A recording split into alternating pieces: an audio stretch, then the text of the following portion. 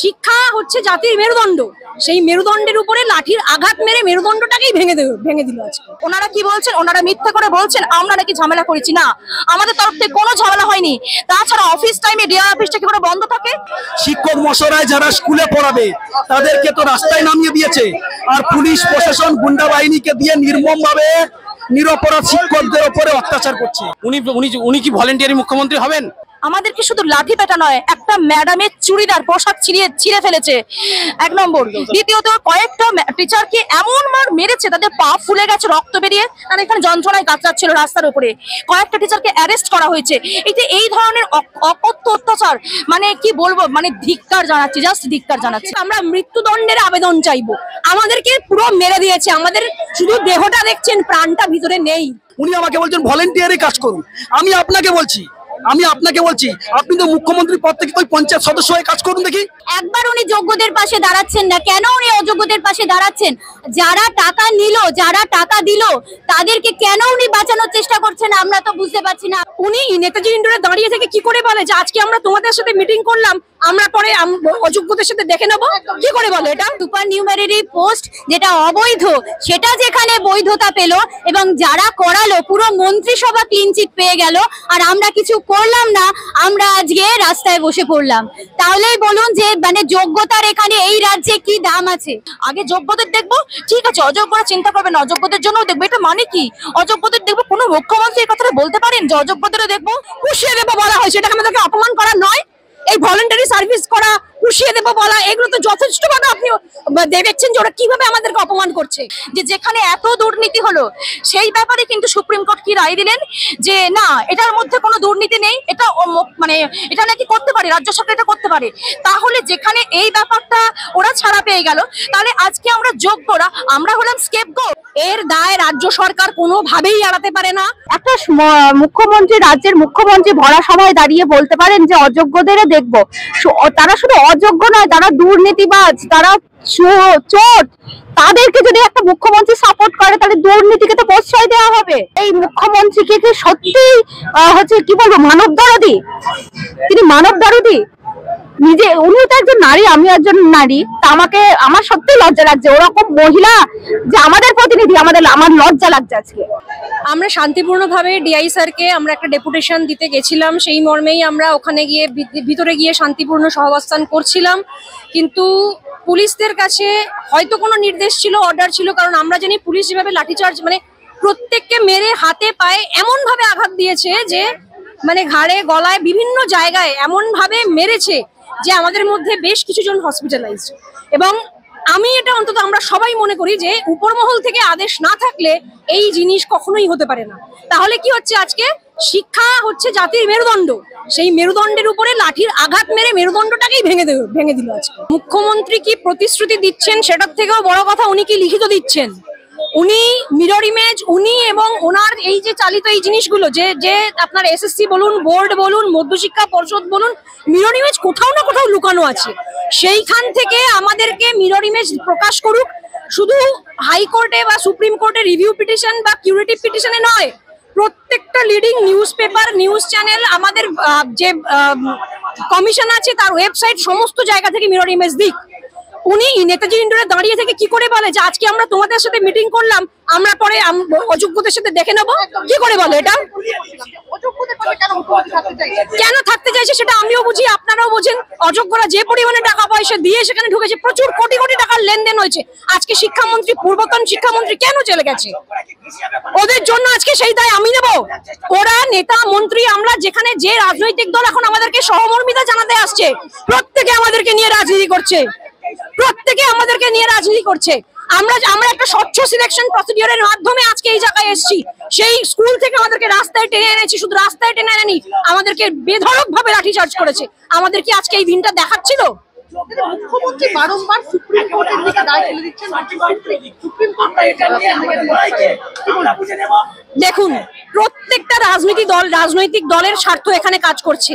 Supreme court থেকে যে রায়টা বেরিয়েছে সেই রায়েতে প্রচুর অসঙ্গতি আছে, যেখানে কোথাও বলা নেই যে এরা আনটেন্টেড, বা কোথাও বলা নেই এরা টেন্টেড। মানে ওখান থেকে যেখানে বলেই দিচ্ছে যে এই এক প্রকার দল যারা কিনা 12% সুদ সহ টাকা ফেরত দেবে, তাদের এগেনস্টে আমি স্টেপ নিলাম। আমরা কোথায় যাব? আমাদের হয়তো কেউ কিছু বললো না, আমাদেরকে তো অযোগ্য বলে চিহ্নিতও করতে পারলো না, তাহলে আমাদের উপর এইভাবে খাড়াটা ঝুলে আসলো কেন? বলছে যে এটা একটা প্রাতিষ্ঠানিক দুর্নীতি। প্রাতিষ্ঠানিক দুর্নীতি যদি হয়, প্রতিষ্ঠান আজকে ছাড়া পেয়ে গেল, আর আমরা যারা এই দুর্নীতির শিকার হলাম তারা যোগ্যরা, আমরা শাস্তিটা আজকে আমরা ভুগছি। কেন ভুগবো বলতে পারেন?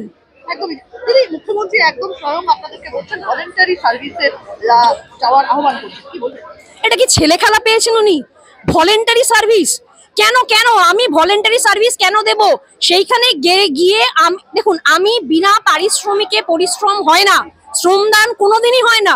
আর যেখানে আমি যোগ্য, আমি জানি আমার জায়গাটা কোথায়, আমি কিভাবে এই জায়গাটাতে এসে দাঁড়িয়েছি রাত দিন এক করে পড়াশোনা করে, সেইখানে আমি আজকে দাঁড়িয়ে ওনার মানে ভলেন্টারি, উনি বলছেন 2 মাস ভলেন্টারি সার্ভিস দাও, তারপরে আমি দেখে নেবো। কেন 2 মাস ভলেন্টারি সার্ভিস দেবো? পুষিয়ে দেবো বলা হয়েছে, এটাকে আমাদেরকে অপমান করা নয়। এই ভলেন্টারি সার্ভিস করা, পুষিয়ে দেবো বলা, এগুলো তো যথেষ্ট ভাবে আপনি দেখছেন যে ওরা কিভাবে আমাদেরকে অপমান করছে। একদমই।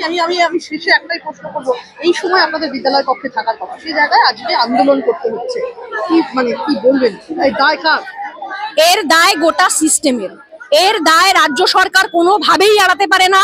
এর দায় সুপ্রিম কোর্টের যিনি প্রধান বিচারপতি, যিনি লিখেছেন জাজমেন্ট, তিনিও এড়াতে পারেন না। তার কারণ আমার কথার দাম রয়েছে, আমি এক কথার মানুষ, কি বলবো?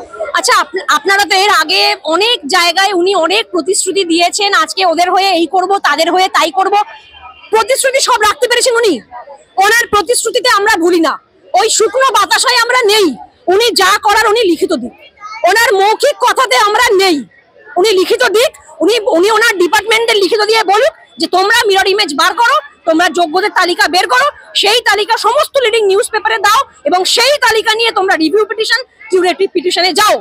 আগে এই লিখিত দিক উনি। মুখ্যমন্ত্রীর কথায় যথেষ্ট অ্যাম্বিগুইটি রয়েছে, প্রচুর ওনার মুখের কথায় বিশ্বাসী আমরা অন্তত নই। আমি একটাই কথা আপনাদেরকে জিজ্ঞেস করবো, এরপরে আপনাদের পরবর্তী পদক্ষেপ কি হবে? আপনাদের আন্দোলন দেখে কি সরকার কোথাও গিয়ে একটু সন্তুষ্ট হচ্ছে? অবশ্যই। দেখুন, ভোট নিয়ে রাজনীতি সব জায়গায় চলছে, 2026-এ সামনে ভোট আসছে, বিরোধী পক্ষ সরকার পক্ষ আহা উহু সবাই করছে, ভোটের রাজনীতির শিকার আজকে আমরা। এরপরে আমরা এইখান থেকে যদি আমাদের সমাধান সূত্র বেরিয়ে না আসে, আমরা বৃহত্তর আন্দোলনে সামিল হব। দরকার হলে আমরা মাননীয় মুখ্যমন্ত্রীর কাছে হোক, আমরা দেশের রাষ্ট্রপতির কাছে হোক, আমরা মৃত্যুদণ্ডের আবেদন চাইবো। আমাদেরকে পুরো মেরে দিয়েছে, আমাদের শুধু দেহটা দেখছেন, প্রাণটা ভিতরে নেই। অনন্যা দাস, আমি জোকা ব্রতচারী বিদ্যাশ্রম গার্লস হাই স্কুলের লাইফ সায়েন্সের 9-10 লেভেলের টিচার। দেখুন, আমরা হচ্ছে যোগ্য শিক্ষক শিক্ষিকা, আমাদের কোথাও কোনো জায়গায় দুর্নীতির কোনো নাম নেই। আমরা শুধু একটু বিচার চাইতে এসেছি, যেহেতু শিক্ষা প্রশাসনের ডিআই একটা অংশ, তাই জন্য আমরা এখানে এসেছি। আমরা এখানে এসে কোনো ঝামেলা করিনি, কারোর সাথে কোনো আমরা অব্যবহার করিনি, দুর্ব্যবহার করিনি। তার সত্ত্বেও পুলিশরা আমাদেরকে এত অকথ্য অত্যাচার করেছে, আমাদের কয়েকজন টিচারকে এমন মারধর করেছে, এবং একটা ম্যাডামের পোশাক ছিঁড়ে দেওয়া হয়েছে। এর থেকে এত নক্কারজনক ঘটনা মানে কি বলবো, এবং আমাদের কয়েকজন টিচারকে অ্যারেস্ট পর্যন্ত করা হয়েছে। এছাড়া ওনারা কি বলছেন, ওনারা মিথ্যা করে বলছেন আমরা নাকি ঝামেলা করেছি। না, আমাদের তরফ থেকে কোনো ঝামেলা হয়নি। তাছাড়া অফিস টাইমে ডিআই অফিসটা কি করে বন্ধ থাকে, আমাদেরকে ঢুকতে দেওয়া হয়নি, আমাদের সঙ্গে দুর্ব্যবহার করা হয়েছে এবং আমাদের মারধর করা হয়েছে। কিন্তু আমরা কি কারণে এসেছি? আমরা যোগ্য শিক্ষক শিক্ষিকা, আমাদের কোথাও কখনো কোনো জায়গায় দুর্নীতি বেরোয়নি। আমরা সিবিআই লিস্ট, আমরা ব্লাড কমিটির রিপোর্ট, ইভেন সুপ্রিম কোর্টও নাকি এটা বলা হয়েছে, হ্যাঁ সেগ্রিগেশন হ্যাজ অলরেডি বিন ডান, কিন্তু কি প্রশাসনে ভুল, প্রসেসে ভুল হয়েছে। প্রসেসটা ভুল, সেটা কি আমাদের দোষ? সেটা কি 19,000 ছেলে মেয়ের দোষ? আমরা তো যোগ্য, আমরা তো আনটেন্টেড ক্যান্ডিডেটস, তাহলে why should we suffer day and day? এবং আমাদেরকে বলা হচ্ছে আমার পরীক্ষায়, না আমরা কোনো পরীক্ষায় বসবো না। আমরা অবিলম্বে মিরর ইমেজটা আমাদের চাই, সরকারকে দিতে হবেই হবে। সেটা নিশ্চয়ই খরচের মধ্যে ভূত আছে, সেটা আমাকে নিশ্চয়ই বলতে হবে না। কেন পাবলিশ করছে না সেটা আমাদের সেটাই প্রশ্ন, আমাদের দিতেই হবে। এই মিরর ইমেজ নিয়ে আমরা যোগ্য অযোগ্য আলাদা আমাদের লিস্ট চাই, সেটা নিয়ে আমরা রিভিউ পিটিশন বা কিউরেটিভ পিটিশন করে আমরা আবার আমাদের লিস্ট মানে প্যানেল লিস্ট বাঁচাতে চাই, এটাই আমাদের উদ্দেশ্য। আজকে আমার স্থানটা কোথায় বলুন তো? আমি একজন আনটেন্টেড টিচার, আমি একজন যোগ্য শিক্ষিকা, আমার আজকে স্থানটা রাস্তায়। আমার সম্মানটা কোথায় গেল? এই সম্মানটা কে ফিরিয়ে দেবে? সরকার পারবেন এই সম্মানটা আমার ফিরিয়ে দিতে? না, কোনোভাবে আমরা ভলান্টিয়ার মেনে নিতে পারবো না। উনি বলেছেন ভলান্টিয়ার সার্ভিস, উনি আবার এটাও বলেছেন 2-3 মাস যদি স্যালারি না হয় পরে পুষিয়ে দেবো। কথাটার মানেটা কি? আমরা কি পোষানোর জন্য এখানে এসেছি? মাননীয় মুখ্যমন্ত্রী মমতা বন্দ্যোপাধ্যায়ের কাছে আমাদের একটাই দাবি ছিল, আছে এবং থাকবে, সেটা হচ্ছে কি আমাদের যোগ্যদের ফিরিয়ে আনতে হবে, পুনর্বহাল রাখতে হবে। আমরা যেমন ছিলাম তেমন থাকবো, সসম্মানে আমরা স্কুলে ফিরে যাব এবং আমরা কোনো এক্সাম, কোনো রিতে আমরা যাব না, রি এক্সাম, রি প্যানেল, রি সিলেকশন কোনোতে যাব না। আমি যেই স্কুলে ছিলাম সেই স্কুলে আমি আবার মানে ফিরে যেতে চাই, ব্যাস এটুকুই আমার বলার। এটা নিয়ে একটা ভীষণ বড় আমাদের একটা মানে বিস্ময়কর ঘটনা, যে যেখানে এত দুর্নীতি হলো সেই ব্যাপারে কিন্তু সুপ্রিম কোর্ট কি রায় দিলেন যে না, এটার মধ্যে কোনো দুর্নীতি নেই, এটা মানে এটা নাকি করতে পারে, রাজ্য সরকার এটা করতে পারে। তাহলে যেখানে এই ব্যাপারটা ওরা ছাড়া পেয়ে গেল, তাহলে আজকে আমরা যোগ্যরা আমরা হলাম স্কেপগোট, যেখানে আমরা একটা টাকা দিইনি, যেখানে আমরা দুর্নীতি করিনি, যেখানে আমরা ঘুষ দিইনি, তাহলে আজকে শুধু আমরা যুবকাষ্ঠের বলিদান মানে বলি হতে হলো আমাদেরকে শুধু লাঠি পেটা নয়, একটা ম্যাডামের চুড়িদার পোশাক ছিঁড়ে ফেলেছে, 1 নম্বর। দ্বিতীয়ত কয়েকটা টিচারকে এমন মার মেরেছে তাদের পা ফুলে গেছে, রক্ত বেরিয়ে তারা এখানে যন্ত্রণায় কাতরাচ্ছিল রাস্তার উপরে। কয়েকটা টিচারকে অ্যারেস্ট করা হয়েছে। এই ধরনের অকথ্য অত্যাচার মানে কি বলবো, মানে ধিক্কার জানাচ্ছি, জাস্ট ধিক্কার জানাচ্ছি। এখানে আমাদের কেন যোগ্যদের, আপনার কি উচিত, আপনি একজন পশ্চিমবঙ্গ রাজ্য সরকারের একজন মুখ্যমন্ত্রী, আপনি তো বলবেন না যারা যোগ্য আমি তাদের জন্য অবশ্যই আছি, তার জন্য যা যা ব্যবস্থা করা দরকার সর্বদলীয় বৈঠক ডেকে বা অনেকগুলো উপায় এখনো আছে। আমরা কিন্তু এখনো যে একদম হোপলেস তা নয়, এবং আমাদের বিশ্বাস আমরা তো যোগ্য, আমরা তো অযোগ্য নয়, আমরা আমাদের চাকরি ফিরে পাবো যদি ঠিকঠাক আমরা সরকারের সহায়তাটা পাই। কিন্তু উনি তারপরেও বলছেন আগে যোগ্যদের দেখবো, ঠিক আছে অযোগ্যরা চিন্তা করবেন, অযোগ্যদের জন্যও দেখবো। এটা মানে কি অযোগ্যদের দেখবো? কোনো মুখ্যমন্ত্রী এই কথাটা বলতে পারেন যে অযোগ্যদেরও দেখবো? আমার নাম স্বাতী লাহা, আমি হচ্ছে বাটানগর জগতলা সূর্যকুমার বালিকা বিদ্যালয়ের আমি অ্যাসিস্ট্যান্ট টিচার। সত্যি কথা বলতে ম্যাডাম, পশ্চিম বাংলার বুকে একটা ধিক্কারজনক, লজ্জাজনক ঘটনা। শিক্ষক মশাই যারা স্কুলে পড়াবে তাদেরকে তো রাস্তায় নামিয়ে দিয়েছে, আর পুলিশ প্রশাসন গুন্ডা বাহিনীকে দিয়ে নির্মমভাবে নিরপরাধ শিক্ষকদের উপরে অত্যাচার করছে। এটা লজ্জাজনক ঘটনা, শুধু পশ্চিমবঙ্গে নয়, ভারতবর্ষের শিক্ষা ব্যবস্থার একটা লজ্জাজনক পর্যায়, যেখানে শিক্ষকদের উপরে, নিরপরাধ শিক্ষকদের উপরে লাঠিচার্জ এবং বেধড়ক মার মেরেছে শিক্ষিকাদের উপরে, এবং তারা যথারীতি হাসপাতালে ভর্তি। এটা লজ্জাজনক ঘটনা, নক্করজনক। তাই তো রাজ্য সরকার তো অস্বীকার করতে পারে না এই অন্যায়ের জন্য, রাজ্য সরকার এই দুর্নীতির জন্য রাজ্য শিক্ষা অস্বীকার করতে পারে না। এই সম্পূর্ণ দায় রাজ্য সরকার এবং তার আমলা মন্ত্রীদের, শিক্ষা দপ্তরের, এটাই তাদের। মুখ্যমন্ত্রী তিনি আমাদের সঙ্গে যে প্রতিশ্রুতি দিয়েছেন, আমাদের যে দাবিগুলো ছিল, একমাত্র একটাই দাবি উনি মেনেছিলেন, সেই দাবিটা হচ্ছে সুপ্রিম কোর্টে রিট পিটিশন করবেন। আর বাকি 8 দফা দাবির 7খানা দাবি উনি কোনোটাই মানেননি। আমাদেরকে আরো বলেছেন যে কন্ট্রাকচুয়াল সিভিক ভাবে স্কুলে টিচিং করতে। আমাদের যখন অ্যাপয়েন্টমেন্ট দিয়েছিল সেখানে কি লেখা ছিল কন্ট্রাকচুয়াল? না, আমরা ভলেন্টিয়ারি সার্ভিস করব না, সেই জন্য আমরা যোগ্য আজকের পথে। যতক্ষণ না আমাদের স্বপদে আমাদের ফিরিয়ে দিচ্ছে ততক্ষণ আমরা স্কুলে যাব না। তার জন্য তো সম্পূর্ণরূপে দায়ী রাজ্য সরকার। রাজ্য সরকার এই দায় এড়াতে পারে না, তার কারণ রাজ্য সরকার দুর্নীতিগ্রস্তদের কাছ থেকে অর্থের বিনিময়ে তাদেরকে চাকরি দিয়েছে। আজকে তারা নেতা মন্ত্রীদের ঘরে ঘরে গিয়ে বিপ্লব করবে, তাদেরকে ধরবে। সেই জন্য নিজের সরকার নিজের আমলাদেরকে বাঁচাতে গিয়ে, অযোগ্যদের বাঁচাতে গিয়ে যোগ্যদেরকে আজকের পথে বসিয়েছে। যোগ্যদের প্রতি কোনো সহানুভূতি নেই, আমরা সহানুভূতি চাই না। আমরা যে যোগ্যতায় যে পদে বসেছি সেটা ফিরিয়ে দিতে হবে।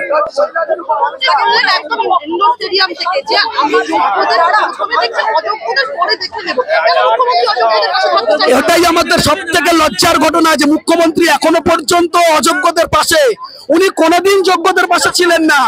যোগ্যদেরকে টেনে অযোগ্যদেরকে বাঁচাতে চেয়েছিলেন, সেই জন্য অ্যাটলিস্ট তিনি বলেই গেলেন যে যোগ্যদের তিনি দেখবেন। তার মানে উনি সম্পূর্ণরূপে এই যে দুর্নীতি হয়েছে ওনার গোচরে রয়েছেন, উনি জানেন, সেই জন্য উনি বাঁচাতে চাইছেন অযোগ্যদের। সাধারণ নিরপরাধ শিক্ষকদের উপরে অত্যাচার, এর প্রতিবাদে গর্জে উঠুন। কারণ আপনাদের বাড়িতেও বেকার ছেলেরা রয়েছে, 6 বছর চাকরি করার পরে আপনার ছেলেকে যখন বলবে চাকরি নেই, তখন আপনি কি করবেন? আজকের সময় এসে গেছে সকলকে প্রতিবাদী হওয়ার, প্রতিবাদ করে যোগ্যদের সসম্মান ফিরিয়ে দেওয়ার। নাহলে একদিন আপনার বাড়িতেও আপনার ছেলের সঙ্গে যখন এই ঘটনা ঘটবে সেদিন কি করবেন? মুখ্যমন্ত্রীর উদ্দেশ্যে আমি এই বার্তাটা দিচ্ছি যে ম্যাডাম, আপনি আপনার শিক্ষা দপ্তরকে নির্দেশ দিন ইমিডিয়েট, যাতে করে মিরর ইমেজ পাবলিশ করে যোগ্যদের আলাদা তালিকা তৈরি করে সুপ্রিম কোর্টে রিট পিটিশন করে।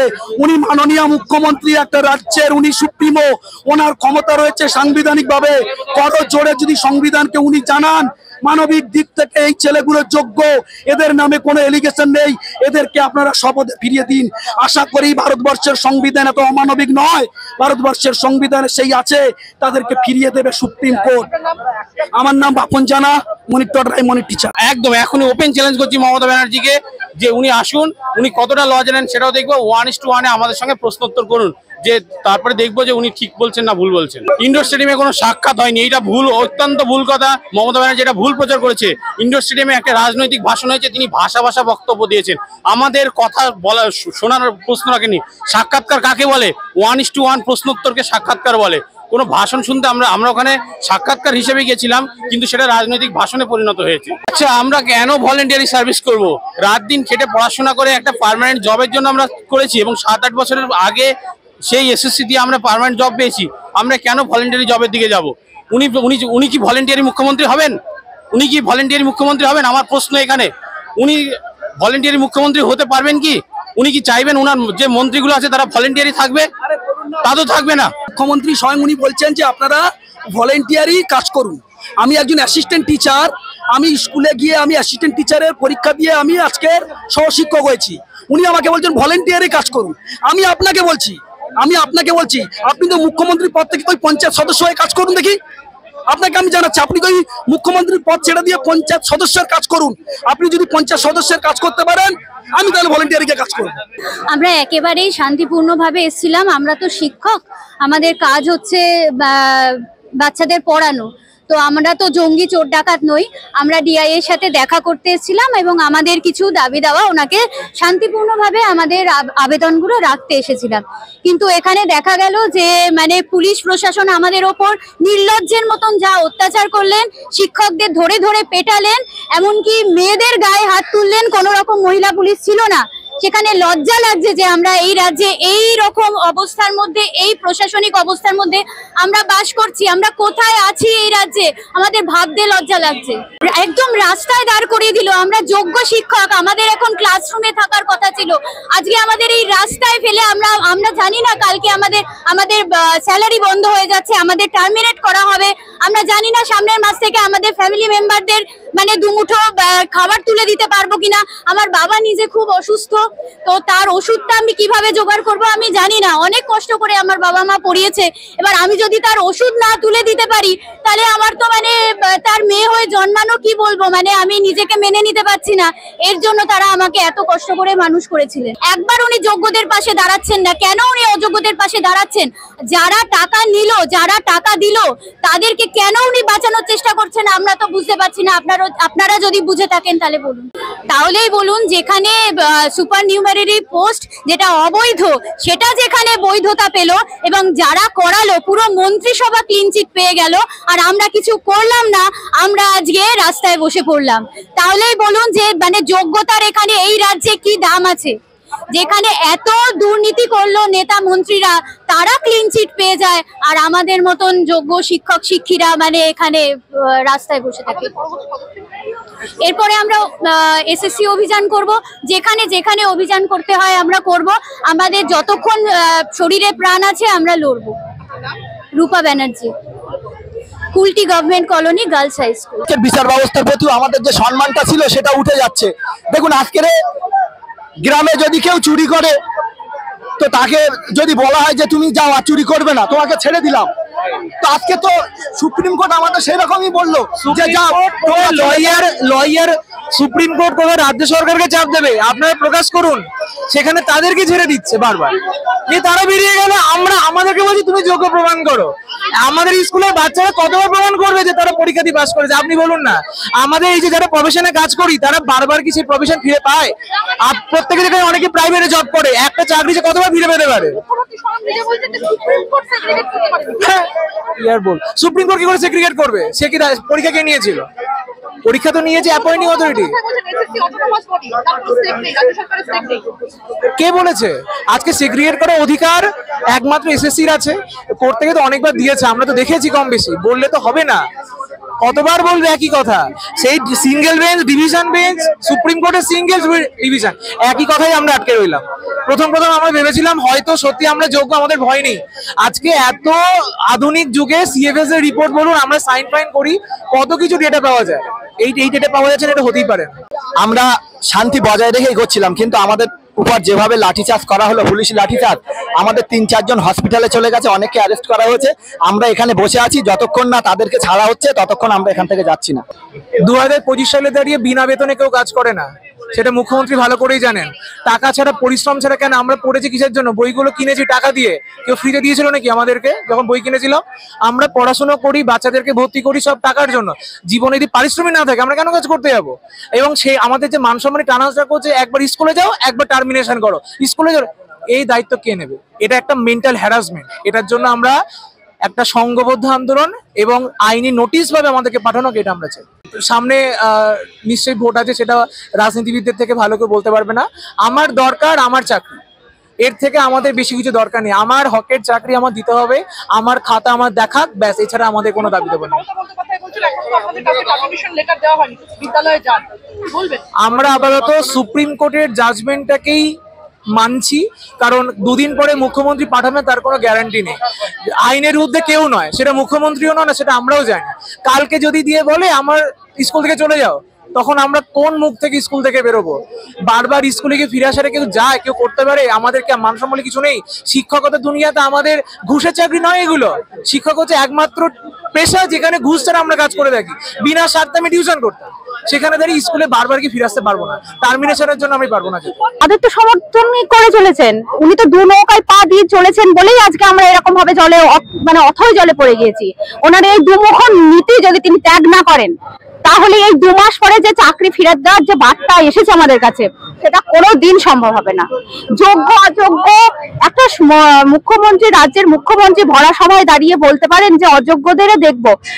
তারা শুধু অযোগ্য নয়, তারা দুর্নীতিবাজ, তারা চোর। তাদেরকে যদি একটা মুখ্যমন্ত্রী সাপোর্ট করে, তাহলে দুর্নীতিকে তো প্রশ্রয় দেওয়া হবে। এই দুর্নীতিকে প্রশ্রয় আমরা কিভাবে মানবো? ওনার কথায় যদি পুরো দেশটা চলতো, তাহলে তো হয়ে যেত, তাহলে আর আইন সংবিধান কিছু থাকতো না। আইনের কথা আমাদের মানতে আমরা বাধ্য, কারণ আমরা আইন অমান্য, উনি করুন, আমরা করতে পারবো না। উনি লিখিত দিন, উনি মৌখিক ভাবে জানাচ্ছেন যদি আমরা স্কুলে যাই ফাঁসবো আমরা, তিনি লিখিত দিন যে না আপনারা যান, তাতে কোনো অসুবিধা হবে না, আমরা অবশ্যই যাব, কারণ আমরা স্কুলে যাওয়ার জন্য মুখিয়ে আছি। এই মুখ্যমন্ত্রীকে কি সত্যি হচ্ছে কি বলবো, মানব দরদি?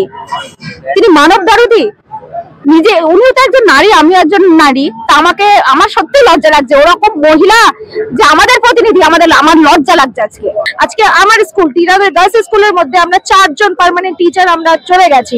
আমাদের এমনিতেই বাচ্চা 1250, 3 জন টিচার শুধু পার্মানেন্ট বেঁচে আছে। কি করে পড়ানো হবে বলুন? ওদের ভবিষ্যৎ কি? ওদের তো ভবিষ্যৎ অন্ধকার। আমরা 9, 10, 11, 12, এরপরে যদি আমাদের, ওরা এখন 10, 11, 12 সব ক্লাসেস চলছে, এখন কিছু টিচার নেই, তাহলে ঠিক আছে রাজ্য সরকার এই ভাতা দিয়ে পড়ে, লক্ষ্মী ভান্ডার চালিয়ে, কন্যাশ্রী দিয়ে পড়ে ভবিষ্যৎ করতে পারবেন তো? ঠিক আছে, চালাক, দেখি, আমরাও দেখি। কিন্তু আজকে সেই স্ক্যান কপি ওনারা কিন্তু সুপ্রিম কোর্টে দেয়নি, কিন্তু আমাদের এটাই দাবি সেই স্ক্যান কপি আমাদেরকে দেওয়া হোক, সেটা ওয়েবসাইটে, এসএসসির ওয়েবসাইটে পাবলিশ করা হোক। আর ওনারা যদি তারপরে নিজেরা স্যাগ্রিগেশন করতে অক্ষম হয়, তাহলে আমাদের যথেষ্ট যোগ্যতা আছে, আমরা সবাই মাস্টার ডিগ্রি বিএড করা, আমরা স্যাগ্রিগেশন করে নেব। কিন্তু আজ এখন এখানেই ফয়সালা হবে, আমাদের এখান থেকে যাওয়ার কোনো প্রশ্নই ওঠে না। আমরা লড়াইটা লড়ছি এবং আমাদের ভবিষ্যৎ যেভাবে অন্ধকারে ঠেলে দিয়ে ওনারা নিজেদের চেয়ারগুলো, গদিগুলো ঠিক রাখছেন, সেটা হতে দেব না। উনি তো শুধু প্রতিশ্রুতি দিতে জানেন, উনি কোনো কাজে কোনো করেন না। উনি বিধানসভা ভোটের আগে প্রতিশ্রুতি দিয়েছিলেন ডবল চাকরি হবে, সেই প্রতিশ্রুতি পালন করেছেন। যেই সিঙ্গুরের আন্দোলনের ক্ষেত্রে ওনার প্রতিশ্রুতি ছিল জমি ফেরত দেবো, এখন আজ অব্দি তা পেরেছেন? তাহলে উনি সেদিন প্রতিশ্রুতি দিলেন, আজকে সেই প্রতিশ্রুতি ভাঙলেন। ওনার বিচারিতার মানুষ ধরে ফেলেছেন, সেই জন্য উনি আজকে ভয় পেয়ে প্রশাসনকে লেলিয়ে দিয়েছেন যে আমার বিরুদ্ধে কোনো আন্দোলন করবেন না। এ কোন বিচার? এ কোন রাজ্য প্রশাসন? এ কোন রাজ্য সরকার?